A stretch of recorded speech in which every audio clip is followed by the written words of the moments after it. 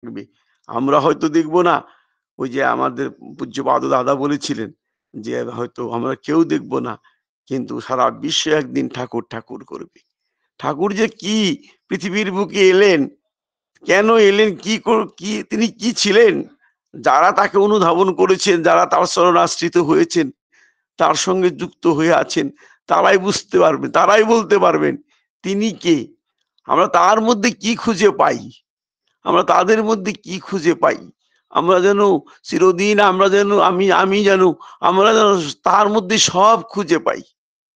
আমরা যেসব পরিবারে বড় হয়েছি, সেই সব পরিবারে আমার যে পরিবার, সেই পরিবারে আমি কোনোদিন দেখিনি আমাদের পরিবারে কোনো অন্য ভগবানকে পূজা করতে। আমি দেখেছি সেই আমার ঠাকুর, আমার বড় মা, আমার বড়দা তাদেরকে পূজা করতে, আর আচার্য পরম পূজা করতে, তাদের পূজা করতে দেখেছি।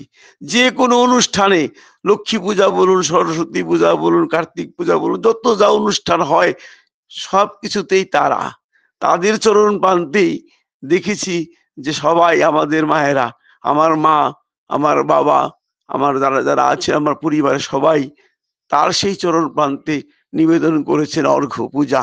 আর সেই ভক্তি অর্ঘ্য বড় মার চরণে, শ্রী শ্রী ঠাকুরের চরণে নিবেদন করেছেন। মাকে যদি জিজ্ঞাসা করতাম, মা সবাই কত পূজা করি, দেখো না কত সুন্দর সুন্দর করে মূর্তি বানিয়ে এনে পূজা করছে, ঢাক ঢোল বাজিয়ে পুজো অর্চনা করছে, যে তুমি সেই পূজার ব্যবস্থা করো না কেন মা? তখন বলল ঠাকুর, তখন তিনি বলেছেন যে ঋত্বিক দাতারা বলে যে ঠাকুরই সব, তার মধ্যে সব আছে।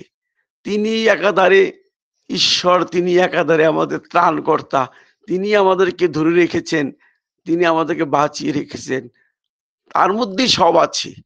আর তাকে করলেই বলে সব হয়ে যায়, দাদারা বলেছেন। লেখাপড়া কিন্তু জানে না, নাম লিখতেও পারে না, টিপসই মারা মানুষ। কিন্তু ওই যে তাকে ভালোবাসা, আর তার ভালোবাসার পরে কি হয়েছে, ওই একটা চেতনা জাগ্রত হয়েছে নিজের শরীরের মধ্যে। হয়তো কিছু সময় হলেও তার নাম করতে, হয়তো সেই নামের প্রভাবে তার মধ্যে সেই বুদ্ধির বিকাশ হয়েছে, চেতনা জেগেছে যে তিনিই সব, এই পৃথিবীর অধীশ্বর তিনি, তার মধ্যে সব লুকিয়ে আছে, পৃথিবীর যত দেব দেবী সব লুকিয়ে আছে। ঠাকুর একবার বলেছেন না, যে যখন ওই যখন মানে অনেক সময় অনেক অবতার একটি গুণ নিয়ে পৃথিবীর বুকে জন্মগ্রহণ করেন। প্রায় প্রত্যেকেই আমরা দেবদেবী যারা দেখি, তারা প্রত্যেকেই এক একজন এক একটি গুণের অধীশ্বর হয়ে পৃথিবীর বুকে জন্মগ্রহণ করে। তখন তার জ্যোতিতে, তখন তিনি যখন একটি গুণ নিয়ে পৃথিবীতে জন্মগ্রহণ করেন, তার জ্যোতিতে সারা জগৎকে জ্যোতিময় হয়ে ওঠে। কারণ তিনি সেই একটি বিষয়ের উপরে বিশেষ করে জোর দিয়ে তিনি এগিয়ে চলেন। যেমনি মা লক্ষ্মী ধনেরই অধীশ্বর, ঠিক তেমনি করে আর কি, মানে সে একটি বিষয়ের উপর মানে তার যদি অগ্রসর হতে থাকেন, ঠাকুর বলেছেন, তখন তখন এরকম মানুষ, পৃথিবীর সব মানুষ তখন আত্মহারা হয়ে যায় তার তার জ্যোতি দেখে, তার ভাব দেখে, তার দিব্য ভাব দেখে মানুষ সব তার চরণ প্রান্তে যুক্ত হয়ে তারা নিজেকে আত্মহারা হয়ে যায়। কিন্তু যখন সর্বশ্রেষ্ঠ পুরুষ, পরিপূরণকারী পুরুষ, সর্বশ্রেষ্ঠ পরিপূরণকারী পুরুষ, পুরুষোত্তম পৃথিবীর বুকে যখন আসেন, তখন সাধারণ মানুষ বুঝতে পারেন না। ঠাকুর বলেছেন এক জায়গায়, বলেছেন যে সেই যে মানুষগুলি ওই একটি শক্তি নিয়ে এসেছেন, একটি শক্তি নিয়ে এসে যে তার চরণ প্রান্তে যারা মানে যুক্ত হয়ে আছেন, তারা মনে করে তার মধ্যেই সব। কিন্তু পুরুষোত্তম যে সর্বশক্তিমান পুরুষ পৃথিবীর বুকে জন্মগ্রহণ করলেন, তখন তারা বুঝতে পারে না, তার চরণ আশ্রিত হতে চায় না। তিনি যে সত্য রজ তম, ঠাকুর বলেছেন সত্য রজ তম সেই গুণ নিয়ে তিনি যে পৃথিবীর বুকে এলেন। যেমন শ্রীকৃষ্ণ, তখন ঠাকুর বলেছেন যেমন শ্রীকৃষ্ণ এসেছিলেন, তিনি কিন্তু নিজেকে বলেননি, যেমন শ্রীকৃষ্ণ এসেছেন বলেছেন।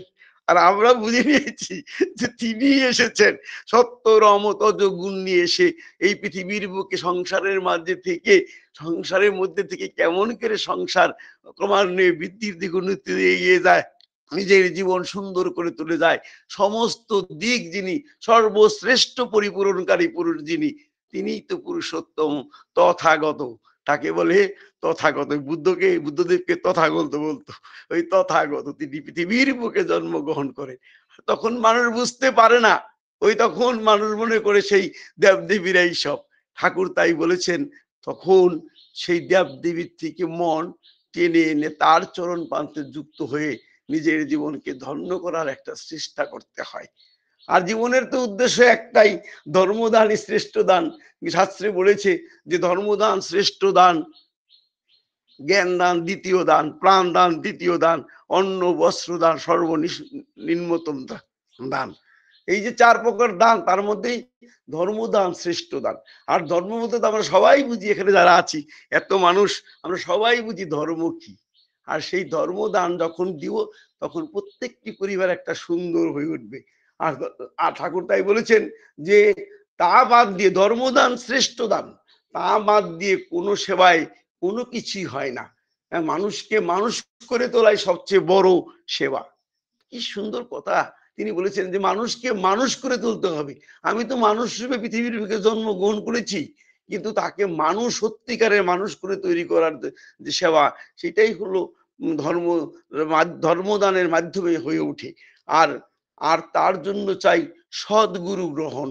সদ্গুরু যিনি যুগে যুগে পুরুষোত্তম রূপে এই ধরাধামে পৃথিবীর বুকে আসেন, যে যুগে যুগে যেমন এসেছিলেন, ঠিক যেমন সত্যের শ্রীহরিতে তাই রাম, দাপরে শ্রীকৃষ্ণ, কলিতে শ্রী রামকৃষ্ণ পরমহংস, শ্রী চৈতন্য মহাপ্রভু, পরম দয়াল শ্রী শ্রী ঠাকুর অনুকূল চন্দ্র। তিনি বার্তাবাহী পুরুষ, যুগে যুগে একই এসেছে, একই পুরুষ যুগে যুগে এসেছেন। পূর্ববর্তীকে অধিকার করিয়াই পরবর্তীর আবির্ভাব। তিনি পূর্ববর্তীকে অধিকার করিয়াই পরবর্তী রূপে আমাদের মধ্যে বর্তমান করে এই বিজ্ঞানের চূড়ান্ত চূড়ান্ত দিনে একবিংশ শতাব্দীতে মানুষের যা যা ভাবে, যে যেভাবে মানুষের প্রয়োজন, ঠিক ঠাকুর সেইভাবে সেই বিষয় নিয়ে কথা বলে গেছেন, বলে গেছেন। ঠিক সেইভাবে তিনি পৃথিবীর বুকে জন্মগ্রহণ করেছেন। যে আমাদের কৃষ্ণপ্রসন্ন ভট্টাচার্য যেটা কৃষ্ণদাসে ছিল, তার সঙ্গে যে ঠাকুর কত উচ্চ স্তরে কথা বলেছেন, সেই ইথারের কথা বলেছেন, সেই অ্যাটমিক এনার্জির কথা বলেছেন, সেই পারমাণবিক এনার্জির কথা বলেছেন, সেগুলি যখন আমরা পড়ি আমরা নিশ্চুপ হয়ে যাই। কৃষ্ণপ্রসন্ন ভট্টাচার্য দ্বারা তখন ঠাকুরের কাছে এলেন, তার কথাবার্তা শুনে তিনি ভাবছিলেন যে ঠাকুর একজন ধার্মিক মানুষ, এই গীতা ভাগবত পড়বে, ও চুপচাপ বসে থাকবে আর মানুষ আর খাওয়া দাওয়া করবে, এই চলবে। কিন্তু ঠাকুরের কাছে যখন তিনি এলেন, তার মুখে যখন তিনি যা নিয়ে রিসার্চ করছিলেন, তার তিনি যে অধ্যায় এখনো অধ্যয়ন করেননি, সেই অধ্যায়ে যখন ঠাকুর তার সঙ্গে আলোচনা করছিলেন, তাকে জিজ্ঞাসা করছিলেন, যে তখন তিনি মানে হয়ে গিয়েছিলেন যে এইসব কথা ঠাকুর কেমন করে জানি, আমি তো নিজেই কোনোদিন, আমি এখনো সেখানে পৌঁছতে পারিনি। আর ঠাকুর একজন নন মেট্রিকুলেট মানুষ, তিনি কেমন করে এত কথা জানেন। সেই যে তিনি অরবিটের কথা বলছিলেন, যে অরবিট গুলি ঠাকুর একদিন বললেন যে অরবিট অরবিট কেষ্টদা, ওই যে অরবিট গুলি ওই শালিক পাখির মতো লাফিয়ে লাফিয়ে যায়। হ্যাঁ, লাফিয়ে লাফিয়ে যায়। তখন ঠাকুর মানে কেষ্টদা ঠাকুরের মুখের দিয়ে তাকিয়ে আছে, আর ওখান থেকে যে ওই অরবিট গুলি আরো ছোট, আরো স্বাভাবিক হয়ে বিচ্ছুরিত হয়ে সংসারে পড়ে। এই জাতীয় কথা ঠাকুর যখন ঠাকুরের মুখ দিয়ে যখন কেষ্টদা শুনলেন, কেষ্টদা বললেন আমাকে আর যেতে হবে না সেই ভাবার ইনস্টিটিউটে। আমার জীবন যদি এই পরম পিতার চরণে যদি আমি নিবেদন করতে পারি, তাহলে আমার জীবন যুগ যুগ ধরে সার্থক হয়ে থাকবে। আসলেও তাই, আমাদের শ্রীকৃষ্ণ প্রসন্ন ভট্টাচার্যরা আছেন, যারা যারা তার পার্শ্বদ আছেন, তারা যে এই পৃথিবীর বুকে চিরদিন স্বর্ণাক্ষরে তাদের নাম থেকে যাবে। ঠাকুর যতদিন থাকবেন, 10,000, 20,000, 50,000 কোটি বছর থাকবে। আমরা যদি শ্রীকৃষ্ণের কথা আজও বলি, ঠিক ঠাকুরও ঠিক তেমনি থেকে যাবেন। আর তার পার্শ্বদ রূপে চিরদিনই তারা আমাদের কাছে, আমাদের শ্রদ্ধার্ঘ পূজনীয় হয়ে থাকবেন। আমাদের কৃষ্ণ প্রসন্ন ভট্টাচার্য, পঞ্চানন সরকার তার বলে অনেক হাজার হাজার যারা তার পার্শ্বদ ছিলেন, প্রত্যেকে আমাদের কাছে নমস্য হয়ে থাকবেন। আর তারা যে পৃথিবীর বুকে যে দাগ কেটে গেলেন, তাকে ভালোবাসার যে দেখিয়ে গেলেন, তাই আমরা অনুসরণ করে পার্শ্বদের জীবন যদি আমরা অধ্যয়ন করি, তাই অনুসরণ করে আমাদের জীবনকে ধন্য এবং কৃতার্থ করতে পারবো। তো ঠাকুর তখন বললেন যে ওই যে তার জন্য চাই সদ্গুরু গ্রহণ। আর সদ্গুরু তখন গ্রহণ করতে হবে, আর তার ভিতর দিয়ে মানুষের প্রবৃত্তি নিয়ন্ত্রিত হয় এবং যোগ্যতাও বাড়ে। মানুষের চরিত্র গঠন না হলে কোনো সেবাই কাজ দেয় না, ঠাকুর তখন বললেন। আর তাই ভক্ত কবির বলেছেন সব ঘট মে হরি হায় গিরি সূত্রমে জ্যোতি সদ্গুরু চমকি বিনা কেইসা প্রকট হতি। মানে সব জীবের মধ্যেই ভগবান আছেন, এবং যেমন সব পাথরে জ্যোতি থাকে, কিন্তু সদ্গুরুর রূপ চমকি পাথরের সাহায্য ছাড়া সেই জ্যোতি কেমন করে প্রকট হবে? পরম পুরুষের চরণ আশ্রিত ছাড়া আমাদের মধ্যে যে ভগবত্ব গুণরাজি আছে তার বিকাশ কেমন করে হবে? তাই আমরা যারা যারা পৃথিবীতে জন্মগ্রহণ করেছি, এবার এই পরম পুরুষ ঠাকুরের মানে দিব্য জীবনের আভাস আমরা পেয়েছি, আলো পেয়েছি। তার জীবদ্দশায় তিনি আজও আমাদের মধ্যে বেঁচে আছেন। তার জীবদ্দশায় আমরা কোটি জন্মের সাধনার ফলে এবার আমরা মনুষ্য রূপে জন্মগ্রহণ করে তার চরণ পান্তে যুক্ত হতে পেরেছি। তাই ঠাকুরের জয় বললেন, কি চায় সকল জীবেরই? মানুষ কি চায়? মানুষ চায় সুখ শান্তি, আর চায় সুখ স্বাচ্ছন্দ্য পেতে চায়। আর তার জন্য যা যা করণীয়, তার স্বাচ্ছন্দ্য লাভ হবে না, এটা কিন্তু অবশ্যই আমি বলে দিতে পারি। তাই কৌটল্যের যে শাস্ত্র আছে সেখানে বলা আছে সুখস্য মূলং ধর্ম, ধর্মস্য মূলং অর্থ, অর্থস্য মূলং রাজ্যম, রাজ্যং মূলং ইন্দ্রিয় জয়, ইন্দ্রিয় জয়স্য মূলং সেবা, বৃদ্ধ সেবায়া বিজ্ঞানম। অর্থাৎ এই যে আমাদের বৃত্তি প্রবৃত্তি গুলি আছে সেগুলিতে তো আর বাদ দিয়ে চলবে না। সেই বৃত্তি প্রবৃত্তি গুলিকে সেই আমি আমার নিয়ন্ত্রণের মধ্যে এনে আমি তাকেই আমি আমার মতো করে ইষ্টকেন্দ্রিক চলনার যে ঠাকুর যেভাবে বলেছেন সেইভাবে আমাকে তা প্রয়োগ করতে হবে। তাই ঠাকুর তাই বলেছেন কামিনী কাঞ্চ নয় কো দোষে যদি প্রেষ্ট স্বার্থী হয়, প্রেষ্ট স্বার্থ পূরণ না হলে তা কি করা কি তা উচিত নয়? যে কামিনী কাঞ্চন দোষের নয়, যদি প্রেষ্ট স্বার্থী হয়, ঈশ্বর সেবায় যদি সে তা নিবেদিত হয়, ঈশ্বরের যথার্থতা যেভাবে বলেছেন ঠিক সেইভাবে যদি আমরা তার ব্যবহার করি, ইউজ করি, তাহলে সেই পেষ্ট স্বার্থে সেটা নিবেদিত হবে। আর তখন বিশ্বটা আস্তে আস্তে আস্তে আস্তে সুন্দর হয়ে উঠবে। তাই ঠাকুর বললেন যে তাই কৌটিল্য শাস্ত্রে আছে সুখস্য মূলং ধর্ম, ধর্মের মূল শান্তির মূল আকারই হলো সুখ। আর সেই সুখ আর ধর্মস্য মূলং কি অর্থ, আর ধর্ম করতে গেলে অর্থের প্রয়োজন। অর্থ আর অর্থস্য মূলং রাজ্যম, রাজ্য বলতে তো আর রাজা আমরা, আমাদের যে কাজ সে কাজ আমাকে করতে হবে। যে যা কাজ, কেউ চাকরি করে চাকরি, যার ব্যবসা করে ব্যবসা, সেটাই আমার রাজ্য, তাই করতে হবে। এবং রাজস্ব মূলক ইন্দ্রিয় জয়, এবং যখন আমি রাজত্ব পাবো তখন আমার ইন্দ্রিয়কে জয় করতে হবে, বৃত্তি প্রবৃত্তির উপরে উঠতে হবে। এবং আমি যেমন করে করলে যা হয়, যেমন করে মানুষের সাথে ব্যবহার করলে ধার্মিক হয়ে ওঠে তাই করতে হবে। আর ইন্দ্রিয় জয়ের সঙ্গে বৃদ্ধ সেবা, আর ইন্দ্রিয়কে জয় করতে হলে কি করতে হবে? সেই বৃদ্ধ সেবা করতে হবে। একদম জায়গায় এসে গেল। আর সেই বৃদ্ধকে পরম প্রেমময় শ্রী ঠাকুর অনুকূল চন্দ্র, সেই বৃদ্ধকে আমাদের সেবা করতে হবে। সেবা তার সঙ্গে সব সময় যুক্ত হয়ে থাকতে হবে, তার কথা বলে তিনি যেভাবে আমাদেরকে চলতে উঠতে বলেছেন, সব যেভাবে আমাদের জীবন পরিচালিত করতে বলেছেন সেইভাবে আমাদেরকে জীবনে চলতে হবে। সর্বপরিশেষে বৃদ্ধ সেবায় বিজ্ঞানম, আর সেই বৃদ্ধের সেবাই বিজ্ঞান। আর তাই দিয়ে মানুষ বিশেষ জ্ঞানের বিজ্ঞান কি বিশেষ জ্ঞানের উদ্দেশ্যর হয়ে সংসারে সুখের শান্তি, এই সুখস্য মূলং ধর্ম, এই সুখ তখন সংসারে অতিবাহিত, সংসার দিয়ে বয়ে যায়। খুব সুন্দর অসাধারণ কথাগুলি। আর এই যে তখন আমরা প্রত্যেকেই ধার্মিক হয়ে উঠি। তো ওই যে শ্রীকৃষ্ণ যখন কৌরব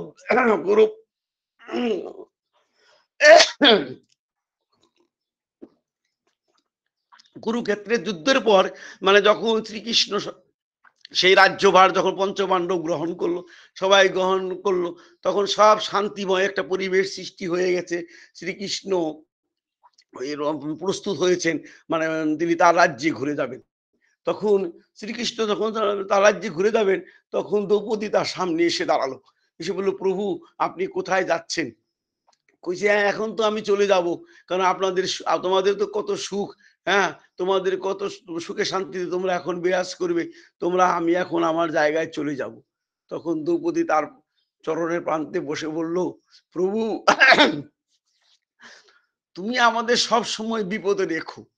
তুমি যদি আমাদেরকে বিপদে রাখো তাহলে তোমার কথা আমাদের স্মরণে থাকবে, নচেত হয়তো আমরা তোমাকে ভুলে যাব। আর তোমাকে যদি আমি ভুলে যাই তাহলে জীবনের পথ সব হারিয়ে যাবে, আমি আর সেই পথে আর এগোতে পারবো না। আমি যে পথে উদ্দেশ্য করে পৃথিবীতে তোমাকে কথা দিয়ে এসেছিলাম সেই পথে আর আমার হয়ে উঠবে না। তাই তুমি সব সময় আমাদেরকে বিপদে রেখো। তাই ওই যে তখন সেই মহাভারতের শান্তি পর্বে ওই ধার্মিক হওয়ার জন্য কেমন করে ধার্মিক হওয়া যায় তার একটি সুন্দর গল্প আছে। ওই যাজলের গল্প। যাজল বলে একজন মানে ঋষি ছিল, মুনি ছিল। সেই মুনি মানে আপনার কেমন করে ধার্মিক হওয়া যায় সেই কথা বলেছে। সেই যাজল মুনি কি করলো, যাজল মুনি ভাবলো যে আমার জীবনের তো ঈশ্বর প্রাপ্তির আমাকে চেষ্টা করতে হবে। তখন সেই যাজল মানে কি করলো, ওই মানে বাতাস খেয়ে এবং কাঠের মতো করে দাঁড়িয়ে থেকে মানে দাঁড়িয়ে থেকে কাঠের মতো করে ঈশ্বর সাধনা শুরু করে দিল। তো এমনি করে যখন সে ক্রমাগতিতে ঈশ্বর সাধনা করে চলছে, ঈশ্বর সাধনা করতে করতে মানে তার কি হলো, আস্তে আস্তে চুল তার সেই চুলে জটায়ু হয়েছে, মানে জটা ধরেছে, অনেক জটা হয়েছে। তখন এই দুটি পাখি একদিন উড়ে এসে তার সেই জটার মধ্যে বসলো। আস্তে আস্তে সেই পাখি এই জটার মধ্যে তার ঘর বানিয়ে ফেললো। ঘর বানিয়ে ফেলে কিছুদিন পর সে সে কিন্তু যখন সে বুঝতে পারলো যে মানে পাখি দুটো বসেছে, বাসা বানিয়েছে তার চুলে, তখন তিনি সেই আগের মতোই কোনো লড়চড় না করে কাষ্ঠের মতো গাছের মতো করে সে দাঁড়িয়ে রইলো। হ্যাঁ, আর কি বায়ু ভক্ষণ করে জীবিত রইলো। এইভাবে যখন সে বায়ু ভক্ষণ করে জীবিত রইলো, পাখিগুলি কিছুদিন পর তাদের ব্রিডিং পিরিয়ডে তারা কি করলো, তারা দুটি দুটি মানে সন্তান জন্ম দিল। ওখানেই ওই তার চুলের মধ্যে যে বাসা বানিয়েছে সেখানেই দুটি সন্তান জন্ম দিল। এবং যখন মানে সেই যাজল জানতে পারলো যে এখানে তার বাচ্চা জন্ম দিয়েছে, তিনি আরো মানে অ্যাক্টিভ হয়ে উঠলেন। তিনি যাতে কোনো মতেই যেন একটু লড়চড় না হয়, তিনি তার মধ্যেই নিবদ্ধ হলেন। এদিকে কিন্তু তিনি ওই যে ঈশ্বরের কথা কিছু কিছু ভুলেই গেলেন। ওই যে তিনি যে তার যে মন, সেই মন সেই যে বাসা বানিয়েছে সেই বাসার মধ্যে ঢুকে গেছে যাজলের। ওই যে পাখি বসেছে, বাসা বানিয়েছে, বাচ্চা জন্ম দিয়েছে, তাকে এইভাবে চলতে হবে, এইভাবে চলতে হবে, তিনি ঈশ্বর কিন্তু একটু দূরে চলে গেছে। যাই হোক, এমনি করে সে তো মানে করলো, সে তো মানে চুপচাপ দাঁড়িয়ে আছে। কিছুদিন পর শাবক দুটি বড় হলো, মা বাবার সঙ্গে একদিন উড়ে চলে গেল। তিনি তারপরে ১ মাস অপেক্ষা করলেন। কার জন্য অপেক্ষা করলেন? পরম পিতার জন্য নয়, সেই চড়ুই পাখির জন্য তিনি অপেক্ষা করলেন ১ মাস। লড়াচড়া করলেন না। আবার বুঝিয়া সে আমার এখানে বসবে, তাই তার মনোভাব। তাই তারপর তিনি মানে আর চড়ুই পাখি ঘুরে এলো না। সেই চড়ুই পাখি তার গন্তব্যস্থলে কোথায় যেখানে যাওয়ার সেখানে চলে গেছে, যাজল দাঁড়িয়ে আছে। এমনি করে যখন ১ মাস পার হয়ে গেল, তখন ভাবলো আমি সাধনায় সিদ্ধি লাভ করেছি, আমার ধর্ম প্রাপ্তি হয়ে গেছে, আমি ধার্মিক হয়ে গেছি। তার মধ্যে একটা অহংকার এসে গেল এবং সেই অহংকার আস্ফালন করতে শুরু করলো। খুব আস্ফালন, আমি এরকম আমার কথা করেছিল, কিন্তু সত্যিকারে সে ভগবানের থেকে অনেক দূরে। তখন তিনি এক দৈব বাণী শুনতে পেলেন যে, হে যাজল, তুমি যা নিয়ে আস্ফলন করছো, তোমার কি সত্যিকারে ধর্মপদ হয়েছে? তুমি যাও সেই বেনারসে তোলারাম, ওই মহাত্মা তোলারামের কাছে, তার কাছে গিয়ে দেখো ধর্ম কাহাকে বলে, ধার্মিক কেমন করে হওয়া যায়, তার কাছে যাও আর তার কাছ থেকে শিখে এসো কেমন করে তুমি ধার্মিক হয়ে উঠতে পারবে। যাই হোক, তারপর মানে সেই যাজল কি করলেন, সেই বেনারসে গেলেন। এই বেনারসে গিয়ে সেই তোলারামকে খুঁজতে লাগলো। সারা বেনারসে যে তোলারাম খুঁজলো, খোঁজার পরে দেখলো তোলারাম বলে এক ব্যক্তি দোকানদারি করতেছে, ফলমূলের ব্যবসাদার, দোকানদারি করতেছে। তখন যাজল গিয়ে সেখানে দাঁড়িয়েছে, তার তার পোশাক পরিচ্ছদ দেখে সন্ন্যাসী তিনি, তাকে দেখে মানে সেই মানে তোলারাম, যে ব্যবসায়ী তোলারাম, সে বলল, প্রভু আপনি কোথা থেকে এসেছেন, কি কথা, সব কথা তাকে জিজ্ঞাসা করলো। আর জিজ্ঞাসা করার পর কি হলো, আপনি এত কৃচ্ছ সাধনা করেছেন হে দ্বিজবর, আপনি কঠিন কৃচ্ছ সাধনায় তপানুষ্ঠান করে আপনি ধার্মিক হয়েছেন বলে গর্ববোধ করছেন। হ্যাঁ, আপনি আমার কাছে এসেছেন, বলুন আমি আপনাকে কি সেবা করতে পারি। তখন যাজল বলল, তুমি সেই তোলারাম যার কাছে আমি দৈববাণী শুনে এলাম, মহাত্মা তুমি, তোমার মহাত্মা তোমাকে বলেছে, তোমার কাছে ধর্ম শিক্ষা করতে আমাকে বলেছে, তুমি সেই তোলারাম? তখন বলে, আগে আমি তা তো জানি না, আমি জানি আমি ব্যবসাদার, আমি জানি আমি মানুষকে ভালোবাসতে আমার প্রভু আমাকে বলেছেন, আমি তাই করি। যাই হোক, সেই সেই প্রাচীন যুগের কথা।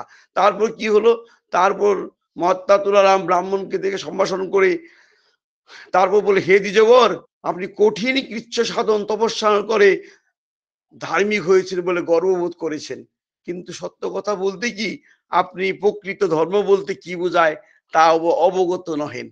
সেই তুলারাম বলল যে প্রকৃত ধর্ম বলতে কি বোঝায় তা আপনি অবগত নহেন। এখন আপনার কি প্রিয় কার্য করতে পারি তা আমাকে আদেশ করেন প্রভু। তখন তপস্বী ব্রাহ্মণ মনে করেছিলেন যে তিনি কঠোর কৃচ্ছ সাধনা করে মহাতপা কোনো সাধু সন্ন্যাসী সাক্ষাৎ করবে, কিন্তু এ কি, এই যে একজন ফল বণিক পণ্যদ্রব্য বিক্রয়ে ব্যস্ত, বিস্ময় হয়ে তিনি জিজ্ঞাসা করলেন, হে বণিক প্রবর, আপনি দেখছি একজন ফলমূল বিক্রেতা, আপনি ব্যবসায়ী, আপনি এমন শ্রেষ্ঠ ধর্মজ্ঞ বলে যশস্বী হলেন কি রূপে? তখন এ কথা শুনে মহাত্মা বললেন, আমি সর্বভূতে প্রীতি মৈত্রী এবং সর্বভূতে হিত সাধনে রত থাকি, তাই পুরাতন সনাতন ধর্ম পরিজ্ঞাত হয়েছি। তাই শাস্ত্রে বলেছে, বেদানাং যাদলে ধর্ম সরহম সনাতনম সর্বভূত হিতং মৈত্র পুনরাং জনা বিদ্যুৎ, সর্বভূতে সমভাবে দৃষ্টিপাত করাই আমার প্রধান বধ। হে যাজলে, তিনি ধর্ম জানেন যিনি কায় মনোবাক্যে সকলের হিত সাধন করেন এবং হিতেরত থাকেন এবং সকলের নিত্য সুহৃদ হয়ে থাকেন। আর আপনি আস্ফলন করছিলেন, আপনি অহংকার করছিলেন, সেই ধর্ম আপনি ধার্মিক হয়ে গেছেন। আসলে কি ধর্ম তাই? দাদুরকে যখন বলল, দাদুল তার সেই গন্তব্য মানে বুঝতে পারলো যে আমি সারাটা জীবন যা করেছি তার নিষ্ফলতাই হয়ে গেছে। এত এত সুন্দর সুন্দর মানে কথা আমাদের শাস্ত্রে বর্ণিত আছে, আর আমরা তাও বুঝতে চেষ্টা করি না। তাই গীতায়ও এক জায়গায় বলেছেন, নাস্তির বুদ্ধির যুক্তেস্য ন চা যুক্তেস্য ভাবনা ন চা ভবয়ত শান্তি শান্তস্য কুত সুখম। যেখানে যে কোনো আদর্শে, যে কোনো আদর্শে যুক্ত নয়, তার তার যার তা আর তার বুদ্ধিও নাই, ভাবনাও নাই, যার ভাবনা নাই তার শান্তি কোথায়, আর যার শান্তি নাই তার সুখ কোথায়? কি সুন্দর কথা, অসাধারণ কথা শাস্ত্রে বর্ণিত আছে। এগুলো যদি আমরা পড়ি আমাদের হৃদয় উড়ে যায়। আমি আমার জীবনের কথা, আমার জীবনে পরম প্রেম আছে যে ঠাকুরের যে কথা আমি বলছিলাম কদিন ধরেই, আজকে তো সময় পার হয়ে গেল, বলতেই পারলাম না, অন্যদিকে চলে গেলাম হঠাৎ করে। তথাপি আমি কালকে বলছিলাম সেই লক্ষ্মীমপুরে আমার যে আমার ঋত্বিক দেবতা, যিনি মানে আমার সঙ্গে আমার একই অফিসে চাকরি করছিলেন, সেই লীলা কোচদা, সেই লীলা কোচদার কথা বলছিলাম, তার সঙ্গে সঙ্গ করার কথা বলছিলাম। কিন্তু তার পূর্বে আমি একটি অধ্যায় বাদ দিয়ে গেলাম, সেটি আমার জীবনে যারা আমাকে এই এই পরম পিতার সঙ্গে যুক্ত হয়ে থাকার প্রেরণা দিয়েছেন, যারা আমাকে দীক্ষা দান করেছেন, যাদের যাদের সঙ্গ করে আমি ইষ্টের সঙ্গে যুক্ত হওয়ার একটা মনে মধ্যে আকাঙ্ক্ষা জেগেছিল, তাদের কথা যদি না বলি তাহলে আমার পাপ হবে। তাদের যে সেই বিদেহী আত্মা যারা আছেন, যারা আজ আমাদের মধ্যে নাই, সেই বিদেহী আত্মা আমাকে আমার প্রতি অসন্তুষ্ট হবেন, কারণ তাদের প্রেরণায়, তাদের ভালোবাসায়, তাদের ইষ্ট প্রেম দেখে আমরা তার পথে চলতে চেষ্টা করছিলাম যে তাদের কথা আমাকে বলতে হবে, যদি কোনোদিন সুযোগ সময় পাই তাদের কথা বলবো।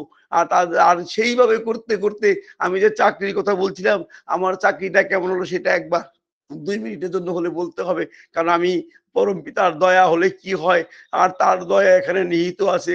আমার চাকরিটা যে কেমন করে হলো সেটা যদি না বলি, তার দয়ায় একটি দয়ার কথা বাদ পড়ে যাবে।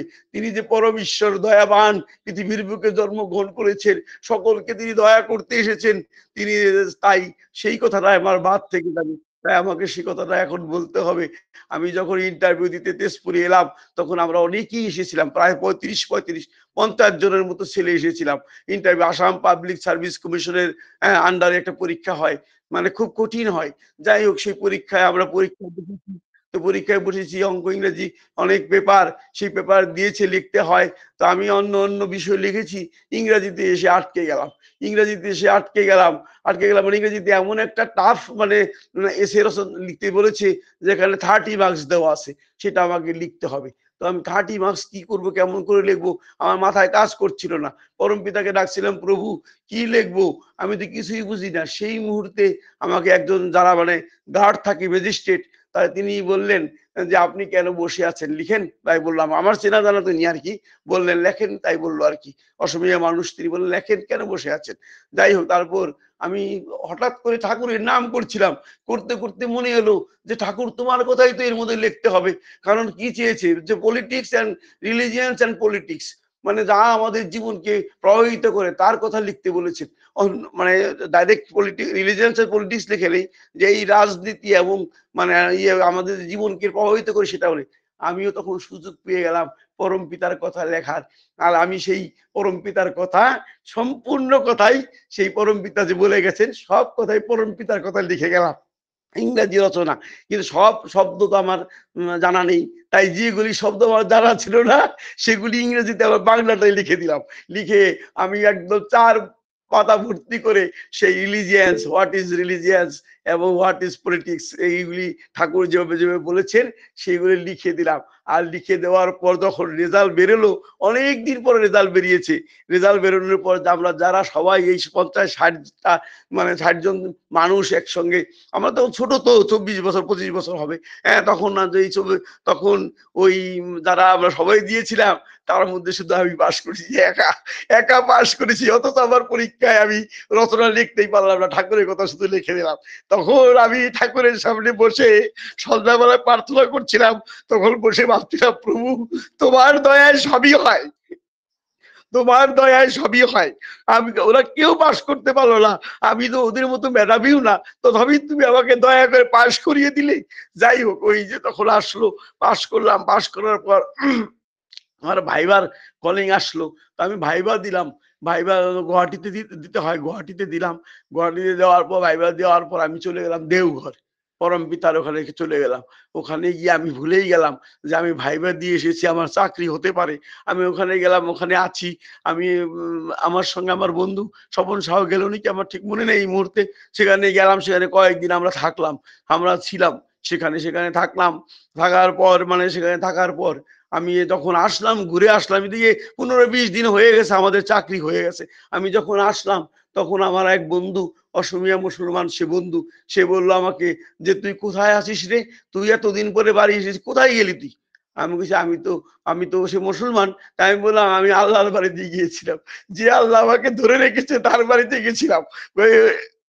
তাহলে তাহলে তুই চাকরি করবি না, তোর অ্যাপয়েন্টমেন্ট 19 দিন আগে, আমাদের অ্যাপয়েন্টমেন্ট, উনি এলআইসি ডেভেলপমেন্ট অফিসার ছিল, সেটা ছেড়ে এই চাকরিতে এসেছে। আমি 19 দিন যাবত, বিগত 19 দিন হয়ে গেল আমি চাকরি করছি, আর তুই, তোর খবরই নাই, তোর তো ফোনও নাই।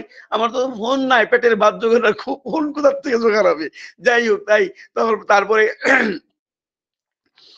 তারপর কি হলো, সেই আমি অ্যাপয়েন্টমেন্ট লেটার আনতে গেলাম। অ্যাপয়েন্টমেন্ট আনতে গিয়ে দেখি আমার নামটি মানে অ্যাপয়েন্টমেন্ট লেটার রেডি হয়নি, বললে আপনার পুলিশ ভেরিফিকেশন নাই। যাই হোক, তারপরে তার দয়া কেমন করে হয় দেখুন। তারপরে আমি আমাদের বাড়ির সামনে থানা আছে, সেখানে আসলাম, ওসিকে বললাম যে আমার পুলিশ ভেরিফিকেশন কাগজ নিয়ে এলাম ওখান থেকে, একদম আপনার এই আইজিপি অফিস থেকে কাগজ নিয়ে এলাম। আইজিপি অফিস থেকে আমাদের পুলিশ ভেরিফিকেশন সার্ভিস করলে হয়, সেখান থেকে আমার বন্ধু বান্ধব আছে অনেক, অনেক মানুষ, গুরু ভাইও পেলাম, তারা আমাকে সঙ্গে সঙ্গে সেদিনই বানিয়ে দিল। আমি নিয়ে এলাম থানায়, আনার পর ওসিকে যখন দিলাম, ওসি বলল যে কার চাকরি হবে রে, আমাকে জিজ্ঞাসা করলো, তোর চাকরি হবো নাকি। আমি বলছি হ্যাঁ, আমার চাকরির জন্যই বোধ হয়। বলে আমি জানি না হবে কিনা, কিন্তু পুলিশ ভেরিফিকেশন মানে পুলিশ ভেরিফিকেশন এসেছে, আপনি যদি একটু করে দেন। তখন সামনে হাতে যে আরো অ্যাসিস্ট্যান্টরা ছিল, তারা বললো তাদের বাড়িতে যেতে হবে, দেখতে হবে ডকুমেন্টস কতদিন হলো এসেছে। তখন ওসি বলল এই তুমি লিখে দাও। আমি বলছি আমি ওর সাক্ষী, ওরা লিখে দাও তুমি, ওরা 50 বছর যাবত দলগাঁও আছে, তুমি লিখে দাও। আমার প্রতি তার কত ভালোবাসা জেগে উঠলো পরম পিতার দয়ায়। ওখানেই লিখে আমাকে সঙ্গে সঙ্গে পুলিশ ভেরিফিকেশন বানিয়ে আমাকে মঙ্গল দই পাঠিয়ে দিল।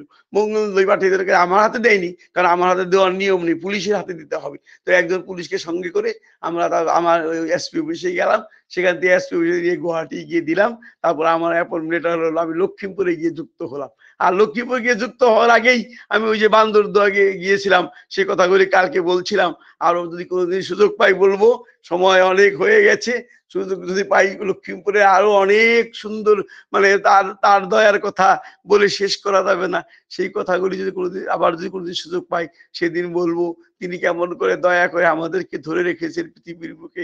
তাই ওই যে সুখস্য মূলং ধর্ম, আর ধর্মস্য মূলং অর্থ, অর্থস্য মূলং বৃদ্ধয় সেবা, মানে সর্বশেষে বৃদ্ধ সেবা। আর বৃদ্ধস্য মানে সুখম বিজ্ঞানম। আর বিজ্ঞান তখনই আমাদের বিশেষ জ্ঞানের অধীশ্বর আমরা হয়ে উঠি যখন সেই বৃদ্ধকে সেবা করি।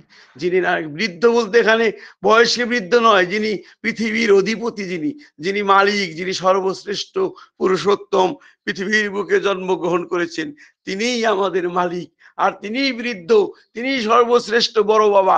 তিনি হচ্ছেন ওই যে অসমীয়াতে বলে বর দেবতা বলে, মানে বর দেবতা মানে বড় বাবা আর কি। বাড়ির সবাই, আমার ছোট ছোট ভাই ছেলেরা আমাকে বর দেবতা বলে, অর্থাৎ বড় দেবতা মানে সবচেয়ে বড় বাবা। আর সেই বিশ্বের বড় বাবা হলো আমার পরম প্রেম হয়েছে ঠাকুর অনুকূলচন্দ্র। তার সেই বড় বাবার চরণ, সেই বৃদ্ধর চরণ প্রান্তে আমরা যারা, যদি আমরা যুক্ত হয়ে তার মতো করে আমরা জীবনে চলতে পারি, তাহলে আমাদের জীবন সার্থক না হয়ে পারবেই না। আমরা তার, আমাদের জীবনে আমাদের যত চাওয়া আছে, যত পাওয়া আছে, সুখ শান্তি সব সেখানে পাওয়া যায়। কুত সুখম, শান্তি, শান্তিস্য কুত সুখ, তাকে যদি না ধরি তাহলে শান্তির শান্তিস্য কুত সুখম, তাহলে আমার সেই শান্তির শান্তি কোথায়, আমি যে তাকে না ধরি। আর তাকে যদি ধরি সব সেখানে আছে। জয় গুরু। সবাইকে আজকে আর বেশি বলতে পারলাম না নিজের জীবনের কথা, আজকে পরম পিতার কথা বলতে ইচ্ছা করলো, আর আমিও যেন কেমন করে ভুলে গেলাম কি বলবো, আর কোথা থেকে শুরু করি, কি বলতে গিয়ে এই কথাগুলি বলে ফেললাম। যদি সুযোগ আসে আবার বলবো আমার জীবনের কথা। সবার সর্বাঙ্গীন মঙ্গল প্রার্থনা করে আমি আজকে মতো এখানেই আমার ইষ্ট প্রসঙ্গ শেষ করছি। তার দিব্য জীবনের কথা বলে শেষ করা যাবে না। আমরা সাধারণ মানুষ, সাধারণের ঘরে জন্ম, বলছিলাম টিপ মারা মায়ের ঘরে জন্ম। আর আমার বাবা সাধারণ লেখাপড়া শিখেছিল। স্কুলে আমার বাবাকে জিজ্ঞাসা করেছিলাম, বাবা তুমি কোন ক্লাস অব্দি পড়েছো? কয় 2 ক্লাস পড়েছিলাম, 2 ক্লাস গিয়েছিলাম। কিন্তু তিনি অসমিয়া, বাংলা, ইংরেজি, হিন্দি সব পড়তে পারতেন। এই যে তার যে কর্মচারী ছিল বাড়িতে হিন্দি ভাষী, তারা তাকে শিখিয়েছিল এই হিন্দি বলা, তিনি লিখতে পারতেন, পড়তে পারতেন। যে তাদের ঘরে জন্মগ্রহণ করে আমার জীবনকে আমি পরম পিতার সঙ্গে আমাকে যুক্ত করে দিয়েছেন। সো পরম পিতার আতুল চরণে তাদের আত্মার সদ্গতি কামনা প্রার্থনা করছি। আমার মা বেঁচে আছেন, মা সার্বিক মঙ্গল কামনা করছি আজও পরম পিতার আতুল চরণে। জয় গুরু। আপনারা সবাই ভালো থাকবেন। জয় গুরু।